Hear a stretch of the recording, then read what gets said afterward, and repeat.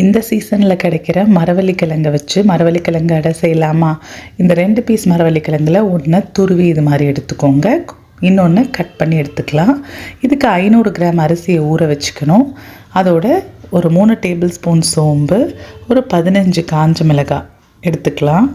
இது எல்லாத்தையும் மொத்தமாக கிரைண்டரில் போட்டு அரைச்சி எடுத்துகிட்டு வந்துட்டேன். இந்த மிக்சரை நான் மத்தியானம் மாவரைக்கும் போதே ரெடி பண்ணி வச்சுட்டேன். இதில் துருவி வச்சுருக்க மரவள்ளிக்கிழங்கையும் கொஞ்சம் அரைச்சிட்டு கொஞ்சம் மரவள்ளிக்கிழங்கு துருவினதை வச்சு அதை இதில் மிக்ஸ் பண்ணிட்டேன். தேங்காயெல்லாம் பூ போடுறோம்ல அந்தளவுக்கு இருக்கும். இதை மிக்ஸ் பண்ணி அடை தட்டும் போது ரொம்ப டேஸ்ட்டாக இருக்கும்.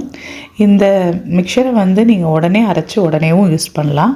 நான் மத்தியானமே அரைச்சிட்டேன். ஸோ நான் ஃப்ரிட்ஜில் வச்சுட்டு நைட் எடுத்து இதில் வெங்காயம் தான் நிறைய சேர்க்கணும். ஒரு 1/4 கிலோலேருந்து அரை கிலோ வெங்காயம் சேர்த்து கருவேப்பிலையை நல்லா கட் பண்ணி சேர்த்துக்கோங்க. இது கூட கொத்தமல்லியும் சேர்த்து எல்லாம் உப்பு நான் இப்போ தான் போடுறேன். ஏன்னா நம்ம எப்போ அடை செய்ய போகிறோமோ அப்போ உப்பு போட்டுக்கலாம். நம்ம நெக்ஸ்ட் டே கூட செய்யலாம். உப்பு போடாமல் வெங்காயம் இதெல்லாம் போடாமல் இருந்தால் இந்த மாவு 3 நாள் வரைக்கும் நல்லாவே இருக்கும். இது எல்லாத்தையும் நல்லா மிக்ஸ் பண்ணிவிட்டு தோசை தவாவில் கொஞ்சம் எண்ணெயை ஃபஸ்ட்டு அடைங்கிறதுனால கொஞ்சம் எண்ணெய் கூட ஊற்றிருக்கேன். அப்புறம் குறைச்சிக்கலாம்.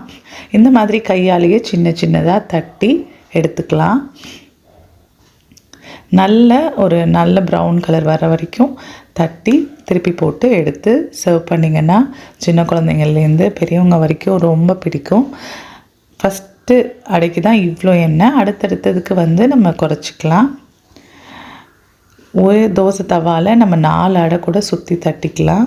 குட்டி குட்டியாக தட்டி சின்ன சின்னதாக பேன் கேக் மாதிரி நீங்கள் கொடுக்கலாம். இது ரொம்பவே ஹெல்த்தியும் கூட.